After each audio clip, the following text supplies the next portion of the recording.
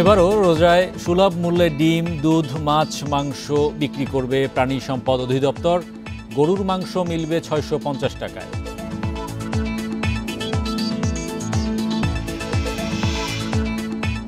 ভোজ্য তেলের সরবরাহ কমানোর প্রমাণ পেয়েছে ভোক্তা অধিদপ্তর। অন্য পণ্য কেনার শর্তে তেল বিক্রিতে কঠোর ব্যবস্থার হুঁশিয়ারি।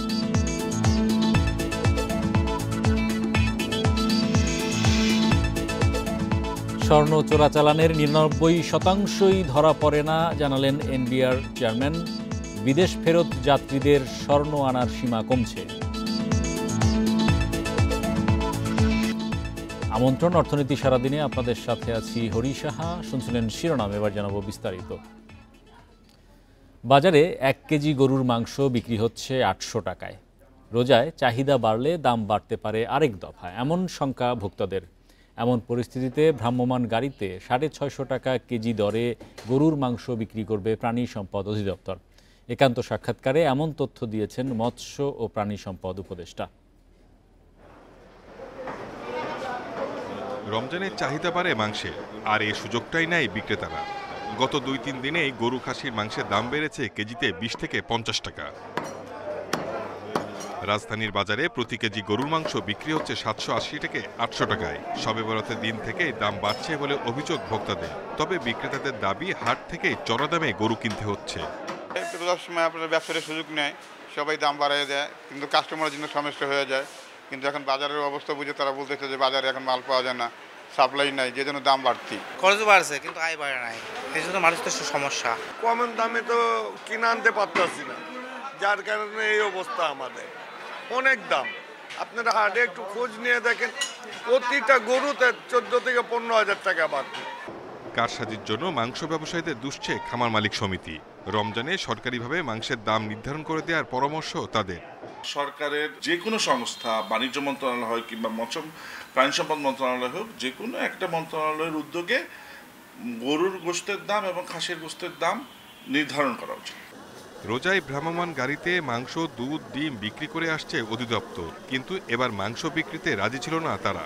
তো এটুকু জানিয়ে রাখি যে আমরা ডিম, দুধ, মুরগির মাংস এবং গরুর মাংস দিচ্ছি আমরা, এবং সেটা মানে ৬৫০ টাকায় মানে গরুর মাংস দিতে পারবো। এবার ভ্রাম্যমাণ গাড়িতে ডিম, দুধ, মাংসের পাশাপাশি মাছও বিক্রি করা হবে। Shahid Ahmed, independent news, Dhaka. বাজারে ভোজ্য তেল সরবরাহ কমানোর প্রমাণ পেয়েছে ভোক্তা অধিকার সংরক্ষণ অধিদপ্তর। এছাড়া কোম্পানির ডিলাররা তেলের সঙ্গে অন্য পণ্য কিনতে বাধ্য করছেন দোকানিদের।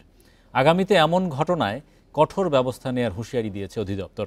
রোববার রাজধানীতে সংস্থার প্রধান কার্যালয়ে এক মতবিনিময় সভায় রিফাইনারি অ্যাসোসিয়েশন আশ্বাস দিয়েছে, রমজানে বাজারে ভোজ্য তেলের সংকট হবে না। ১ মাসেরও বেশি সময় ধরে বাজারে বোতলজাত সয়াবিন তেলের সংকট। ৫ ও ২ লিটারের বোতল নেই বললেই চলে। বাণিজ্য মন্ত্রণালয়ে কয়েক দফা দাম বাড়ানোর প্রস্তাব দিয়ে সাড়া না পেয়ে মিলাররা সরবরাহ কমিয়েছে, এমন অভিযোগ করছেন খুচরা বিক্রেতারা। তাদের দাবি, সয়াবিন তেল পেতে আটা, ময়দা, চা, পোলাও চালের মতো পণ্য কিনতেও বাধ্য করছে ডিলাররা।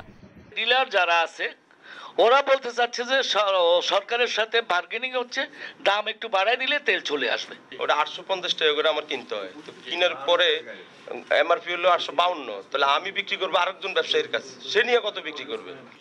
ভোক্তা অধিকার সংরক্ষণ অধিদপ্তরের মতবিনিময়ে সংস্থাটির কর্মকর্তারা জানান, বাজার ঘুরে দোকানীদের অভিযোগের সত্যতা পেয়েছেন তারা। দেখেছেন বোতলে মুদ্রিত দামের চেয়ে বাড়তি গুনতে হচ্ছে ক্রেতাদের।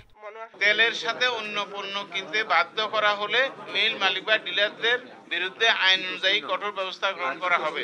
তেলের মূল্য সংক্রান্ত রিপোর্ট মিল মালিকদের সঠিকভাবে প্রদান করতে হবে। ভোজ্য তেলের প্রোডাকশন এবং সাপ্লাই কৃত্রিমভাবে বন্ধ করা হলে সে ব্যাপারে কঠোর ব্যবস্থা নেওয়া হবে। মিল মালিকরা বলছেন, আন্তর্জাতিক বাজারে অপরিশোধিত সয়াবিন তেলের দাম বাড়ায় আমদানি সংকট তৈরি হয়। তবে এ মাসের শেষ দিকেই আসবে বড় দুটি চালান। ২২ তারিখ রাত্রে থেকে জাহাজগুলো আসবে, ২৪ তারিখ ধরেন ডিউটি পে করবে, ২৫ তারিখে ফ্যাক্টরিতে মালগুলো ঢুকবে, ২৬-২৭ তারিখের থেকে পর্যাপ্ত পরিমাণে মাল এবং রমজানে যা লাগবে তার থেকে বেশি পরিমাণ মাল আসবে।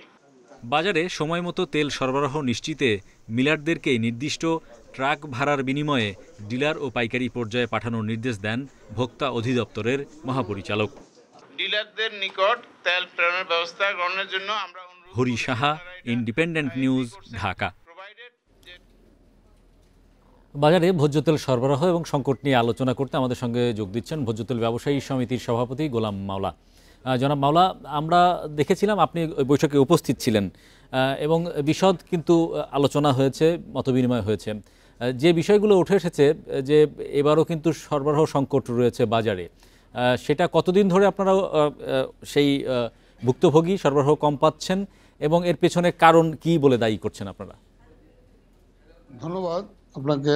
বিগত 3 মাস যাবৎ আপনার এই টানাপোড়েন চলছে, আর আমাদের ক্ষুদ্র এবং মাঝারি ব্যবসায়ীদের ভোক্তা সংরক্ষণের বিভিন্ন কর্মকর্তা গিয়ে ঢালাওভাবে জরিমানা করতেছে। এ নিয়ে আমরা পরপর আজকে নিয়ে প্রায় 3টা মিটিং ভোক্তা ডিজি মহোদয়ের সাথে হয়েছে।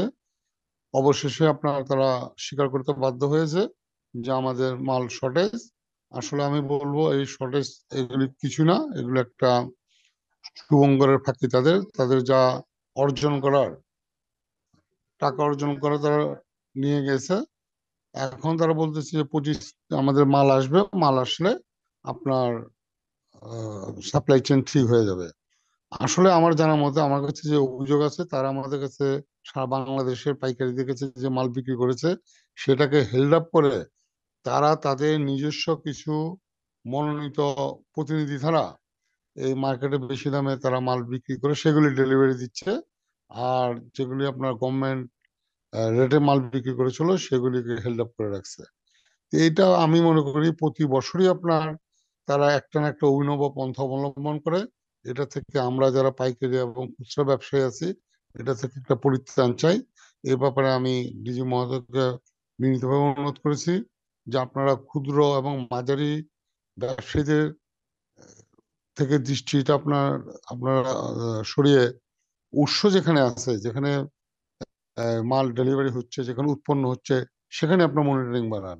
বাজারে বাজারে ঘুরে আপনি তো দীর্ঘদিন ধরে ভোজ্য তেল ব্যবসার সাথে জড়িত আছেন, সেরকম কড়া কোনো পদক্ষেপ এই যে বাজারজাত যারা করছেন বড় প্রতিষ্ঠান মিলারদের বিরুদ্ধে সরকারি কর্তৃপক্ষকে নিতে দেখেছেন কখনো? না, বিগত দিনে ডিজি মহোদয়কে আমরা অনুরোধ করার পরে উনি তার টিম নিয়ে বিভিন্ন মিলের ডেলিভারি পয়েন্টে ইনকোয়ারি করেছিলেন, তাতে অনেক সুফল হয়েছিল।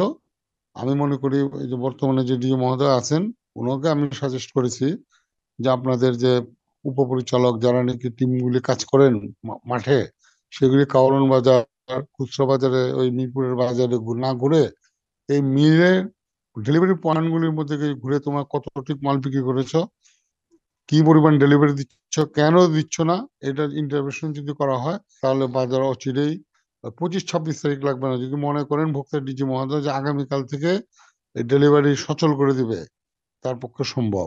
এবং আমি এটা বলেছি সফটওয়্যারের কথা বলা হয়েছে যে 5-6টি প্রতিষ্ঠান তো মূলত বাংলাদেশের ভোজ্য তেলের পুরো বাজারটি নিয়ন্ত্রণ করেন তাদের রিফাইনারি থেকে। একটা ইউনিক সফটওয়্যারের মধ্যে প্রতিদিনের সেই সরবরাহ, উৎপাদন, আমদানি এই বিষয়গুলোকে স্বচ্ছতার সাথে তুলে ধরার একটা আহ্বান ভোক্তার ডিজি আজকে করেছেন। বিষয়টি কতটুকু ইতিবাচক ভূমিকা রাখবে বলে মনে করেন? আরে ভাইয়া, আমার পেটে লাগছে খিদা, আমাকে খাওয়া দিতে হবে। আপনার সফটওয়্যার আর অনলাইন দিয়ে তোমার কাজ হবে না, সেগুলি করবেন, সেগুলো অনেক আগেই করা উচিত ছিল। এই মানুষকে ভোগান্তি দিয়ে ভোক্তারা সারা বাংলাদেশে ভোগার পরে আর এই মিল মালিকরা কোটি কোটি টাকা মুনাফা অর্জন করে আমাদের ক্ষুদ্র এবং মাঝারি ব্যবসায়ীদের জরিমানা করার পরে আপনি ইউনিক সফটওয়্যার আমেরিকা থেকে অমুক প্রযুক্তি নিয়ে আসবেন, এগুলি আপনার তো আমরা দীর্ঘদিন যাবৎ এই টালভানেই দেখছি। আমাদের বাস্তব ভিত্তিতে আসতে হবে। আমার খিদা লাগছে, আমাকে খাওয়া দিতে হবে। আমার তেলের শর্ট, আমার তেলের বড় বাড়াতে হবে। আপনি ইউনিক সফটওয়্যার করেন, আপনি আরো কিছু করেন ভোক্তাদের জন্য, সেটা সময় সাপেক্ষর ব্যাপার। এখন যেটা আমার প্রয়োজন, আমাদের এই ভোক্তার টিম নিয়ে বাজারে বাজারে ক্ষুদ্র বাজারে না ঘুরে যে 2 টাকা বেশি দামে বিক্রি করলে একটা ক্ষুদ্র ব্যবসায়ী, তাকে আপনি 50,000 টাকা জরিমানা করে দিলেন। আর যারা কোটি কোটি টাকা মুনাফা করে নিল, আপনার ভোক্তার ডিজি মহোদয়কে সুনির্দিষ্টভাবে দেখানো হয়েছে যে সরকারি আইন ভায়োলেশন করে এই কোম্পানিগুলি মাল 20 টাকা 25 টাকা দরে বেশি বিক্রি করেছে, তাদের কি জরিমানা হওয়া উচিত। তাদের কাছে আমি এইভাবে বলেছি তাদের শুধু জরিমানা নয়, চক্রবৃদ্ধি জরিমানা, সুদের টাকা সহ আপনার আদায় করতে হবে। ধন্যবাদ জনাব মাওলা আমাদের সঙ্গে যুক্ত হওয়ার জন্য। চোরাচালান হওয়া স্বর্ণের ৯৯% ধরা পড়ে না বলে জানিয়েছেন এনবিআর চেয়ারম্যান আব্দুর রহমান খান। বিকেলে রাজধানীর আগারগাঁওয়ে জুয়েলারি সমিতির সঙ্গে বৈঠকে একথা বলেন এনবিআর চেয়ারম্যান। বিদেশ ফেরত যাত্রীদের স্বর্ণ আনার সীমায় লাগাম টানা হবে বলেও জানান তিনি। এনবিআর চেয়ারম্যান বলেন, অবৈধ পথে স্বর্ণ আসায় রাজস্ব হারাচ্ছে দেশ, ক্ষতিগ্রস্ত হচ্ছেন ব্যবসায়ীরাও। এ সময় বাংলাদেশ জুয়েলারি সমিতির নেতারা ভোক্তা পর্যায়ে ভ্যাটের পরিমাণ ৫ থেকে ৩% করার প্রস্তাব করেন।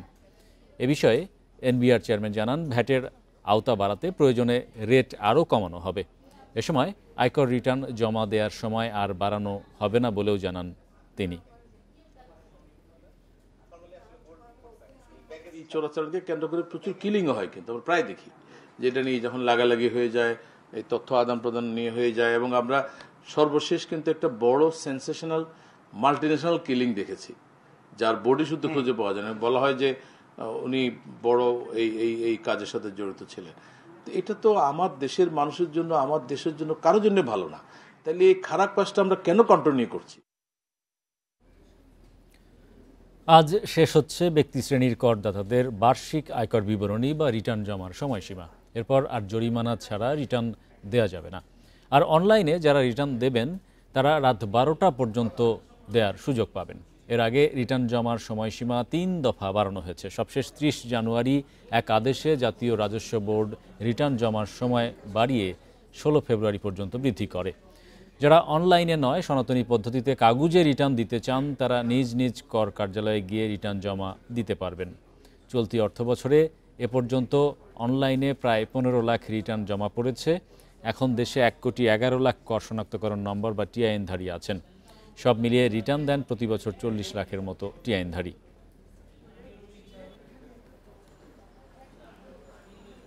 স্থানীয় চাহিদা মিটিয়ে রাজধানীসহ সারা দেশেই বাজারজাত করা হয় নাটোরের গুড়। রোজা এগিয়ে এলে চাহিদা বেড়ে যায় আরও। একই সঙ্গে বাড়ছে ভেজাল গুড় তৈরির প্রবণতাও। অসাধু ব্যবসায়ীদের দৌরাত্মে আসল গুড়েও ন্যায্য দাম মিলছে না, দাবি বিক্রেতাদের। তবে ভেজাল প্রতিরোধে নিয়মিত অভিযান চলছে বলছে প্রশাসন। খেতে ভালো হয় নাটোরের খেজুরের গুড়ের চাহিদা সারা দেশেই। শীতের শুরু থেকেই বাড়িতে বাড়িতে খেজুরের রস জাল দিয়ে গুড় তৈরি করা হয়। নিজেদের জন্য রাখার পাশাপাশি বিক্রি করা হয় হাটে। চাহিদার কারণে বেড়ে গেছে ভেজাল গুড়ের দৌরাত্ম্য। স্থানীয়দের অভিযোগ, বেশি লাভের আশায় অসাধু ব্যবসায়ীরা গোখাদ্য হিসেবে ব্যবহৃত চিটা গুড়, চিনি ও বিভিন্ন রাসায়নিক মিশিয়ে ভেজাল গুড় তৈরি করছে।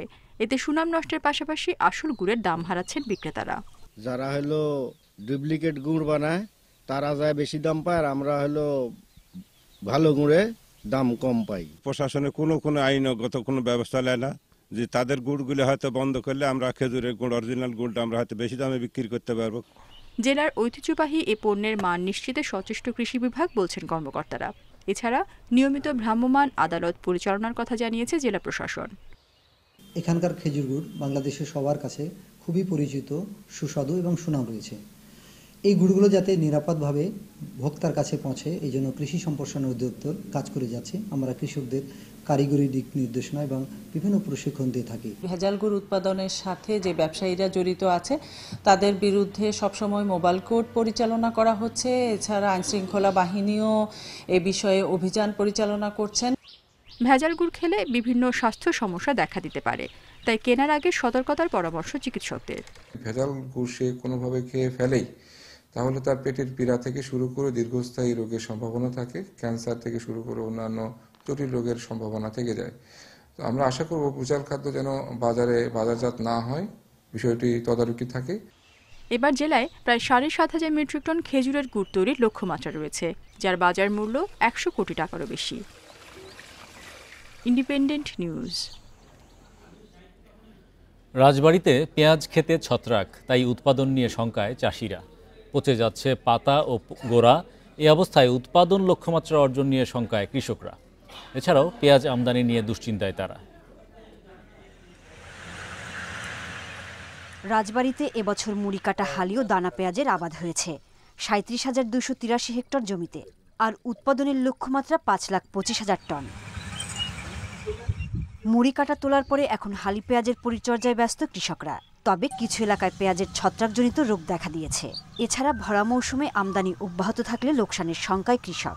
শীত চলে যাওয়ার জন্য দেখা যাচ্ছে যে আগা পচা এবং কালা হইতেছে না, দ্বিতীয় দেখা যাচ্ছে যে সেরকম ফলনও আসবে না। ফলন হয়েছিল, পেঁয়াজির অবস্থা খুব ভালো ছিল গেল বছর। এইবার তো পেঁয়াজির অবস্থা খুব একটা ভালো না। এবারে আবহাওয়া খারাপ, অতিরিক্ত যখন খরচ হয়ে যাচ্ছে, যদি বাড়িতে আমদানি হয় তাহলে আপনার ধরেন যে কৃষক আরো মারা ফল। ছত্রাক রোগ প্রতিরোধে পেঁয়াজ চাষিদের নানা পরামর্শ দিচ্ছে কৃষি বিভাগ।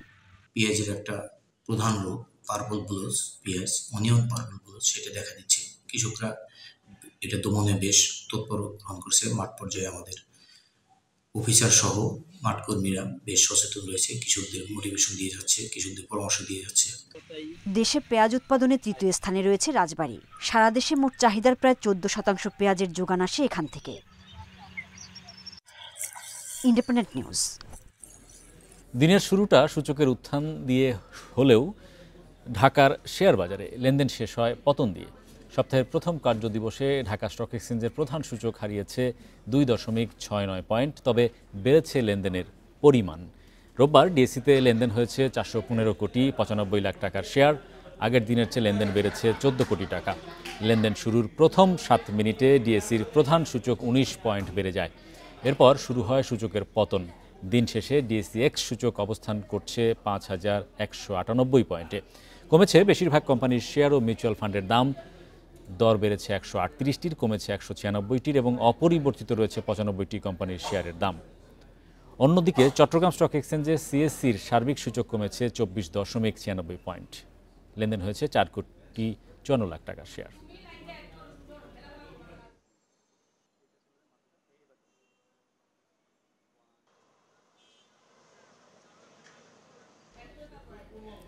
এই ছিল আজকের অর্থনীতি সারাদিনে। ইন্ডিপেন্ডেন্ট টেলিভিশন সব খবর জানতে চোখ রাখুন ফেসবুক, ইউটিউব এবং এক্সে। আমন্ত্রণ আমাদের পরের আয়োজনে।